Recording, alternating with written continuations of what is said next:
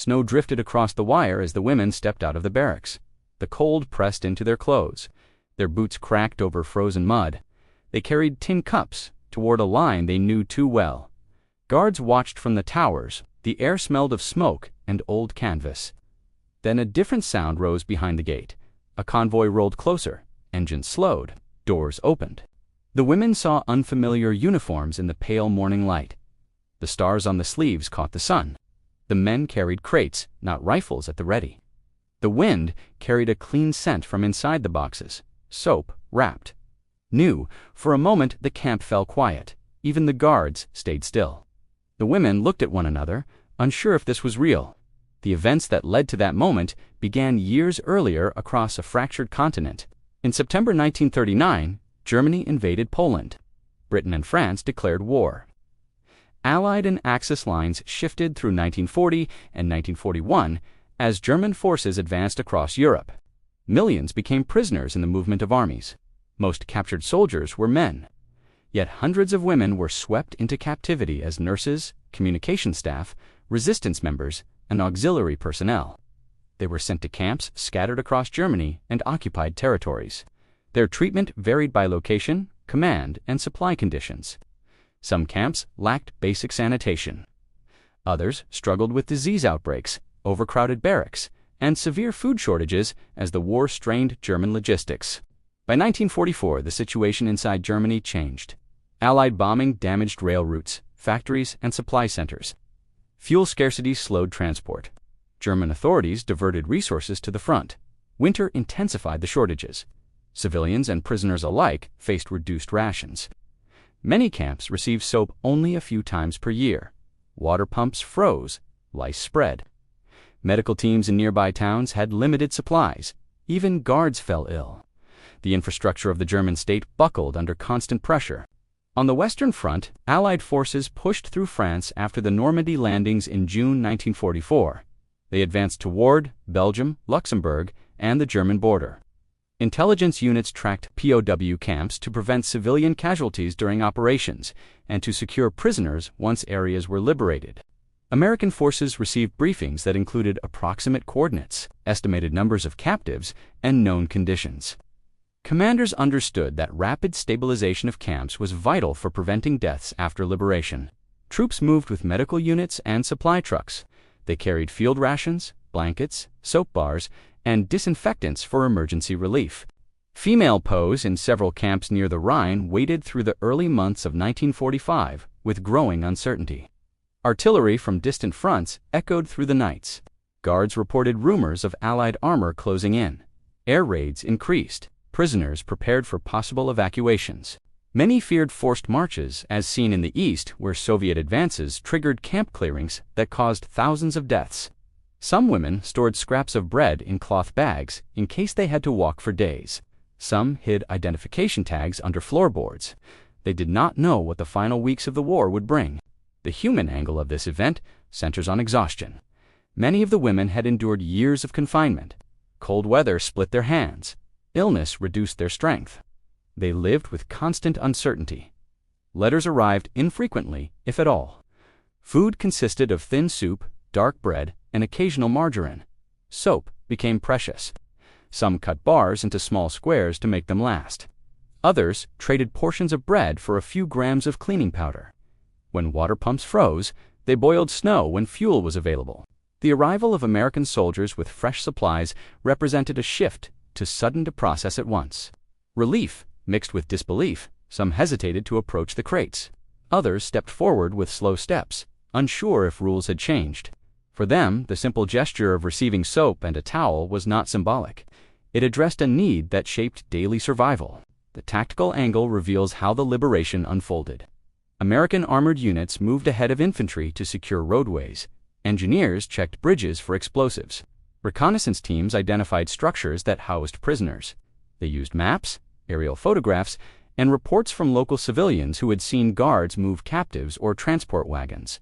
When American units approached a camp, standard procedure required surrounding the perimeter to prevent escapes and to maintain order while assessing the situation. Medical officers entered first. They documented numbers, checked for contagious diseases, and prioritized emergency cases. Supply units followed with crates of rations and hygiene materials. Fuel trucks sometimes delivered portable heaters to thaw frozen water tanks. Communication units reported the status to higher command, which coordinated transport for those in critical condition. The process had to be fast. Some camps risked outbreaks of typhus or dysentery. A few hours could decide life or death for weakened prisoners. The technological angle provides another layer. Allied logistical capability in 1945 allowed rapid delivery of relief items even near active front lines. American forces used standardized crates, compact packaging, and coded labels. A single truck could carry thousands of bars of soap. Towels stacked flat consumed little space. Water purification tablets were small but effective. Field kitchens unfolded quickly and produced gallons of soup. Portable generators powered lamps and heaters. Disinfectant sprays reduced lice. American medical teams carried sulfa drugs that helped treat infections until more advanced supplies reached the area. Compared to German camps that operated on dwindling stockpiles, these technologies represented a sharp contrast. They supported not only combat operations, but humanitarian relief. The enemy perspective angle reflects the German situation at the time of liberation. Many guards understood that the war was lost. Some abandoned posts days before American units arrived. Others stayed, hoping to avoid being mistaken for combat personnel. German officers in some camps attempted to maintain order to prevent chaos.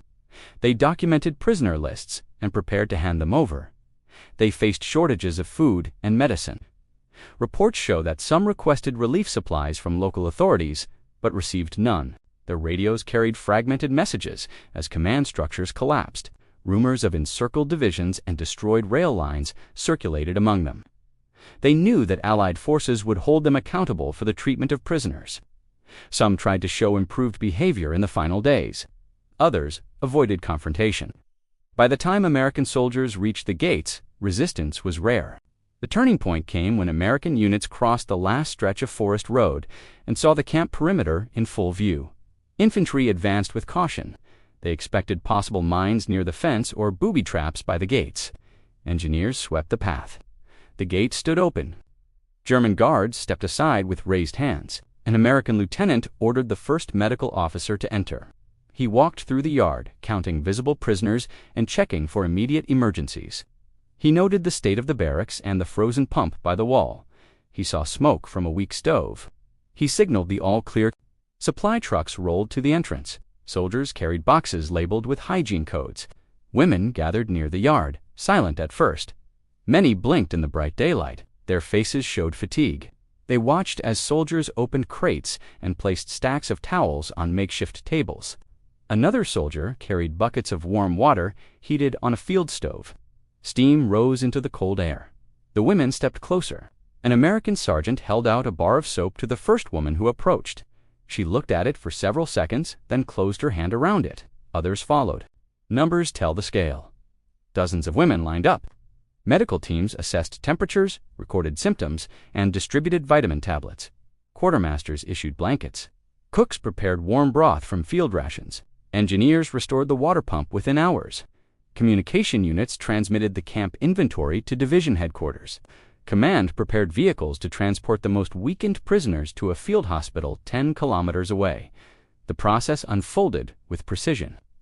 The women watched with growing clarity that the war for them was ending.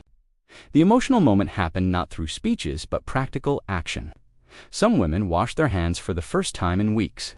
Soap lather dissolved grime that had layered through winter. Towels felt soft. For prisoners who had rationed every gram of cleaning powder, this was more than an item. Clean water and hygiene prevented infections that had killed many in previous winters. American soldiers continued to open crates. They gave out toothbrushes, combs, and medical ointments. They bundled extra towels for women. German guards waited under supervision. Americans separated them from the prisoners to prevent tensions. A recording officer documented their names and ranks. Some guards looked relieved, others kept their eyes down. They understood that authority in the camp had transferred completely. American soldiers secured weapons from the guardhouse. They checked every room to ensure no explosives remained. The camp entered a new phase within a single day. As hours passed, the camp changed. Smoke rose from field stoves. Warm air pushed away the cold pockets near the barracks. Women sat on steps holding towels across their shoulders. Some drank broth. Some pressed soap bars to their noses, taking in the clean scent as if confirming its presence. A medical officer noted improvements in circulation among several patients after warm meals. The shift in health conditions was immediate. Relief supplies continued to arrive. Additional trucks brought medical kits, canned meat, and powdered milk. American leadership ordered a full inventory of camp needs and coordinated with nearby towns to provide temporary housing if required. This turning point ended the stagnation that had defined captivity. For months, the women had waited without clear information. Now every movement showed forward progress. Trucks moved in organized lines. Officers walked with maps. Medics checked patients every 15 minutes. The scale of action replaced uncertainty with structure. The women understood that liberation was not symbolic. It was operational, measured, and sustained. The aftermath spread through the region. Allied command registered the liberated prisoners and arranged transport to repatriation centers in France, Belgium, or the United Kingdom, depending on nationality. Some were sent to military hospitals in Germany for extended treatment. Records show that nutritional recovery varied based on time spent in captivity. Many regained weight over several months. Some faced long-term effects from frostbite or untreated infections. Yet the majority survived the post-liberation period due to timely intervention by American medical teams. Strategic consequences followed. Reports from liberated camps highlighted the collapse of German supply chains. Allied planners used this information to assess the enemy's remaining capabilities. They noted that even rear area guards lacked resources. This confirmed intelligence assessments that German forces could not maintain prolonged resistance. Civil affairs officers began planning for reconstruction and civilian support. Relief operations expanded as more camps came under Allied control. For the women, the aftermath included interviews to document their experiences. Allied authorities recorded details about camp conditions, guard conduct, and food shortages. These testimonies helped post-war tribunals evaluate cases of abuse or neglect. Many women returned to their home countries by late 1945. Some resumed military service. Others stepped back into civilian life. Their accounts contributed to understanding the human cost of the conflict. Several wrote diaries or reports that historians later used to study the treatment of female prisoners. The camp itself changed function.